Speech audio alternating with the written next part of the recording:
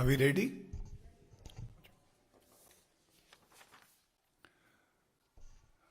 सभी पत्रकार बंधुओं को नमस्कार।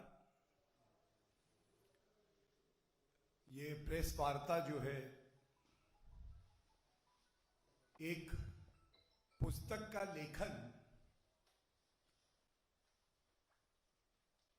फॉर्मर यूनियन मिनिस्टर रहे मनीष तिवारी जी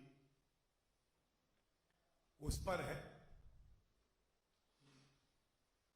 और सबसे पहले मैं आपके समक्ष प्रस्तुत करना चाहूंगा जो बात उन्होंने अपनी पुस्तक में कही है। इस पुस्तक के कुछ भाग मीडिया में हम सभी ने देखे हैं और ये कहना गलत नहीं होगा कि जो तथ्य सामने आए हैं इसको कांग्रेस की विफलता का कबूलनामा कहना ही उपयुक्त होगा। और उसका जो सारांश है पहले मैं अंग्रेजी में पढ़ दूंगा और उसके बाद हिंदी में उसका सारांश आपके समक्ष पेश करने के बाद अपनी बात रखूंगा। And I quote this excerpt from the book says, for a state that has no compunctions in brutally slaughtering hundreds of innocent people, and this is very important, restraint is not a sign of strength. It is perceived as a symbol of weakness. There comes a time when actions must speak louder than words. 26/11 was one such time when it should have been done. It therefore is my considered opinion that India should have action, a kinetic response in the days following India's 9/11. और इसका सारांश हिंदी में है, संयम शक्ति की निशानी नहीं है। मुंबई हमले 26/11 के जो हमले हैं ये संयम कमजोरी माना जा सकता है। भारत को कड़ी कार्रवाई करनी चाहिए थी। ये जब कांग्रेस की विफलताओं का कबूलनामा पड़ा तो बड़ा स्वाभाविक था, हर भारतीय की तरह हमें भी बड़ी पीड़ा हुई। आज स्पष्ट हो गया ये तथ्य, ये बात कि कांग्रेस की जो सरकार थी वो निठल्ली निकम्मी थी, लेकिन राष्ट्र सुरक्षा जैसे मुद्दे पर भारत की अखंडता की भी उनको चिंता नहीं थी। हर भारतीय ये बात कहता था, देश ये बात जानता था, बीजेपी भी यही बात कह रही थी। आज कांग्रेस शासन में पूर्व केंद्र मंत्री मनीष तिवारी जी ने स्वीकारा है, कबूल लिया है कि उनकी सरकार ने राष्ट्र सुरक्षा को दांव पर लगा दिया। मन में यह सवाल आया, बड़ी पीड़ा के साथ आया, कांग्रेस पार्टी की अध्यक्षा सोनिया गांधी जी, राहुल गांधी जी क्या आज अपनी चुप्पी तोड़ेंगे?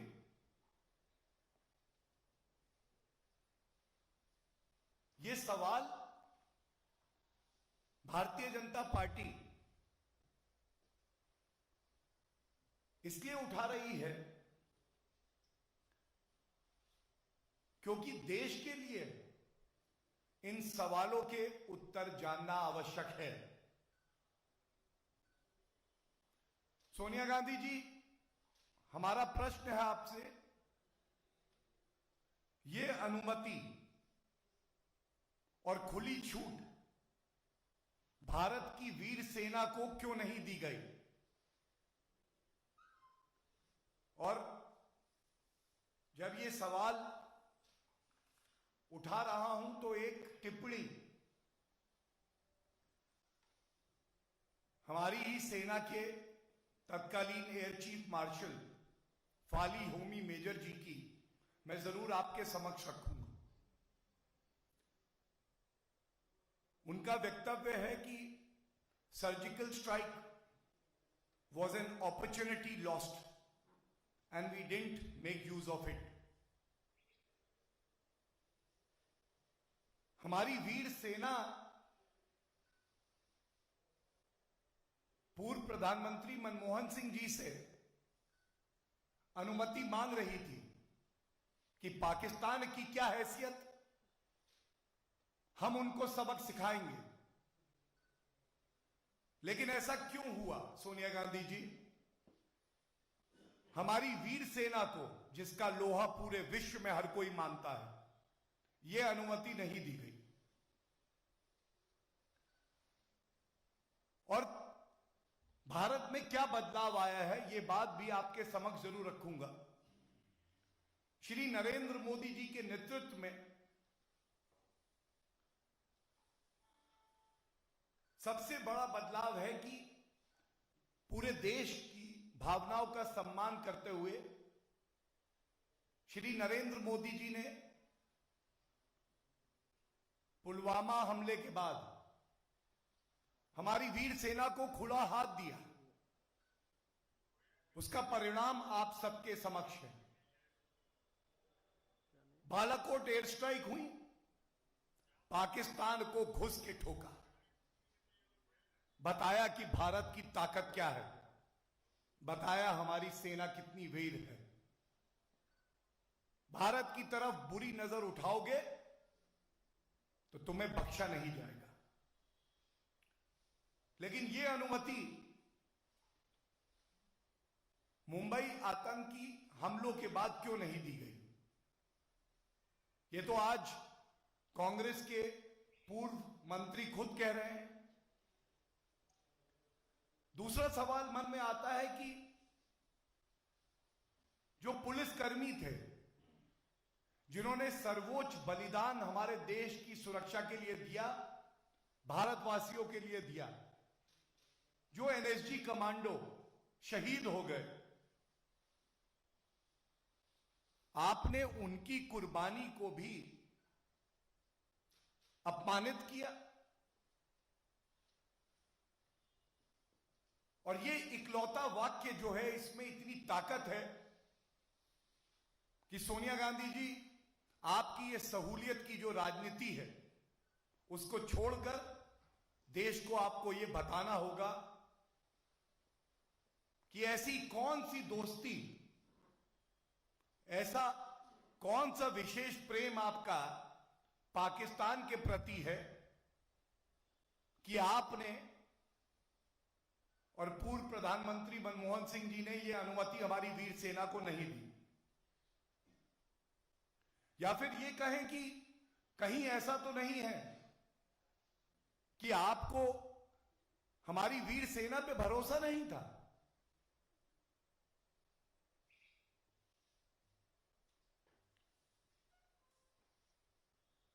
हमें कभी नहीं भूलना चाहिए कि इस आतंकी हमले में करीब करीब 170 भारतीय मौत के घाट उतार दिए गए। पीड़ा होती है,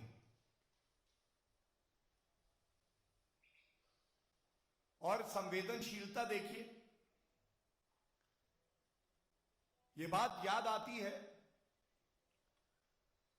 जब हमारे देश पर हमला हो रहा था आतंकी, तब पूर्व अध्यक्ष कांग्रेस पार्टी के राहुल गांधी जी, मेरे हाथ में देखिए एक न्यूज़पेपर की रिपोर्ट है, सुबह तक नाच गाना कर रहे थे।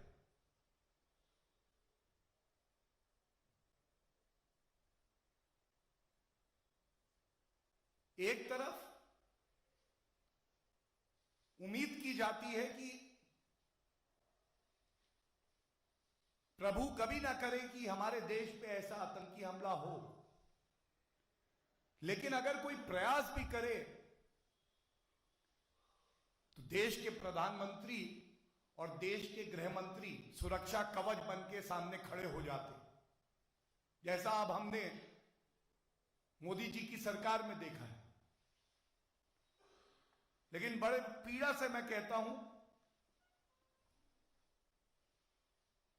अगर हम उम्मीद कर रहे थे कि तत्कालीन गृह मंत्री जिस वक्त ये हमला हुआ शिवराज पाटिल जी फोन कॉल कर रहे होंगे, सुरक्षित कर रहे होंगे नागरिकों को, कोई कमी नहीं छोड़ेंगे कि एक भी नागरिक की जान ना जाए, वो बंद गले के सूट बदल रहे थे, वो कंघी कर रहे थे, वो आगे कैसे बॉलीवुड की एक मूवी बने ये बनवाने में व्यस्त थे।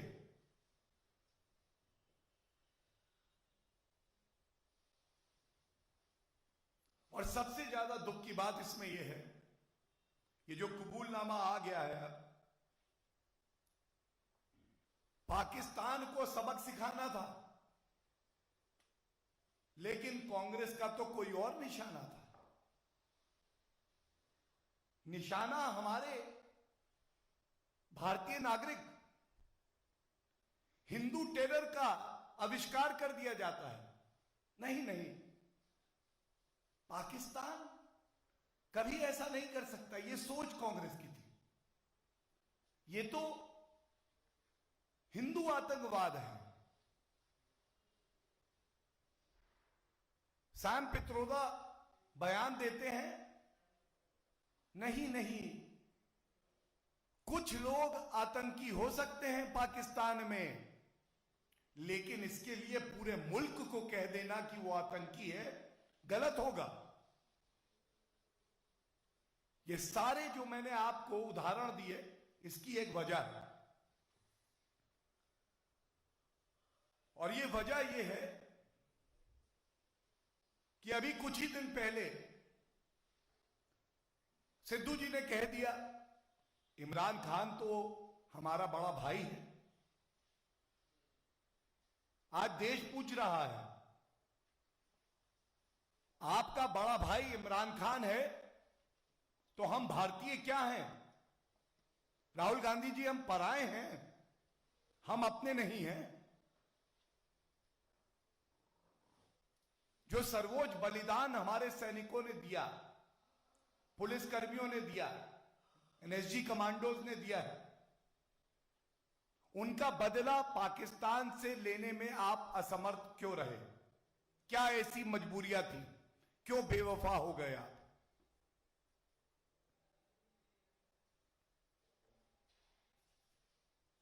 ये जो संयम दिखाया है, हम इस पे प्रश्न उठाते हैं।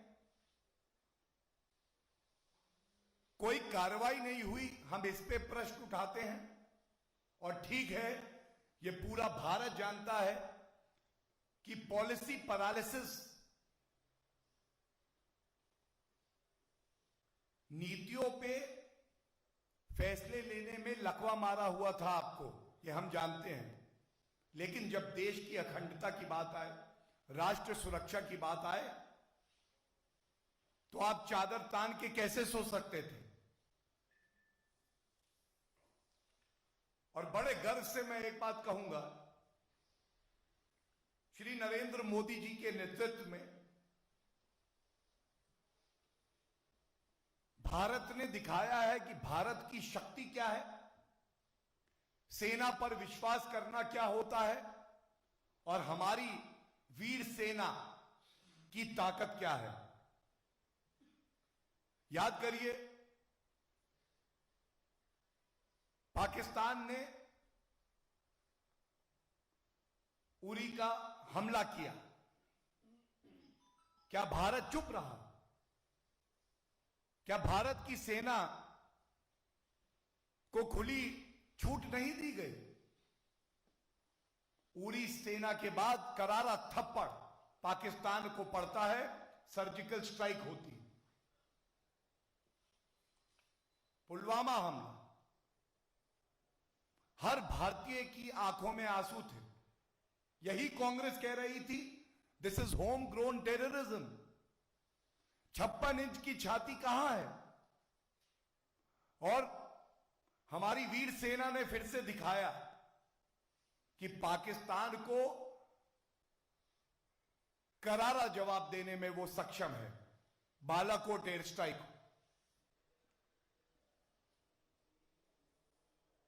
130 करोड़ भारतीयों की जो सामूहिक ताकत है, चाहे सर्जिकल स्ट्राइक हो चाहे बालाकोट एयर स्ट्राइक हो, यह उसी बात का प्रतीक है। इन सवालों के साथ मैं इतना ही कहूंगा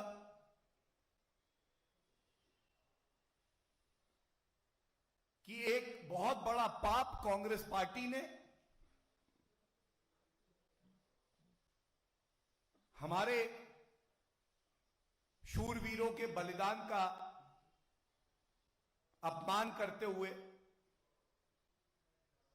कोई कार्रवाई नहीं करी, बदला नहीं लिया, और यह कृत्य कांग्रेस पार्टी का कभी माफ नहीं किया जाएगा।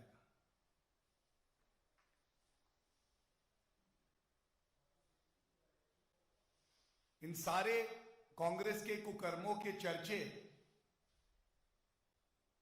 केवल भारत तक सीमित नहीं थे। पिछले वर्ष अमेरिका के पूर्व राष्ट्रपति ने भी एक पुस्तक में यह लिखा था कि मनमोहन सिंह जी का यह निर्णय कि कोई कार्रवाई नहीं होगी, मौन हो जाने का, यह भारत के लिए एक बहुत बड़ी चोट थी।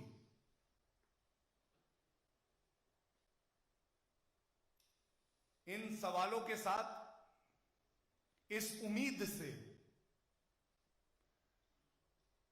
कि श्रीमती सोनिया गांधी जी अपनी चुप्पी तोड़कर यह देश को जरूर बताएंगी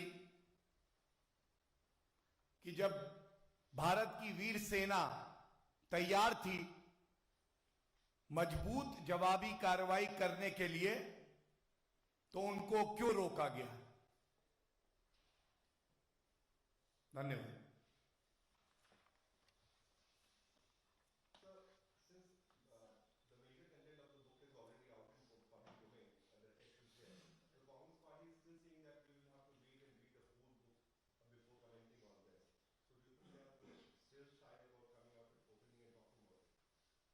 You've asked a very pertinent question. It is always right to read an entire chapter or the book. But when certain facts are stated, those facts cannot and will not change. And thus, this fact is reiterated in this book, but is well known by even the statements that I have read out to you of very distinguished and respected former Air Force officers. If that is the case, then why is it that Congress party shies away from giving an explanation to the nation which they owe? But it is the character of the Congress today that hurt the sentiments of Indians, whether they are in power or in opposition. They have this sinister quality of hurting the sentiments of the Indian national security for their cheap, petty political gains. And I urge the Congress President, Mrs. Sonia Gandhi ji, to come out and apologize to the country and place the correct facts before our nation.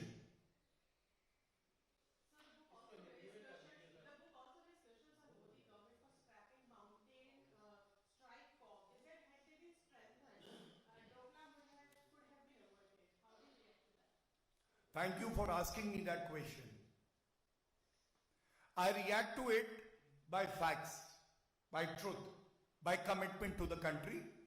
In my hand is a news article which clearly says, and I'll read the headline so that it is clear. Army's Mountain Strike Corps gets 10,000 additional troops, firepower for ops along China border. And you asked me, how will I react? I will react by reminding the Congress, when India and the forces needed Rafale, they could not ensure that Rafale is inducted into the Indian Air Force. 42 squadrons came down to 33. And then Shri Narendra Modi ji, as the Prime Minister of the country, ensured a government-to-government deal, and today we can proudly say that our armed forces have been strengthened by the induction of Rafale.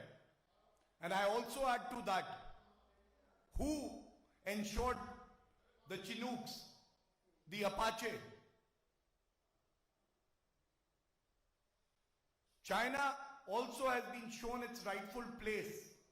They know the strength of the Indian Army, the Indian Air Force, and they know the firm resolve of the leadership of the country today.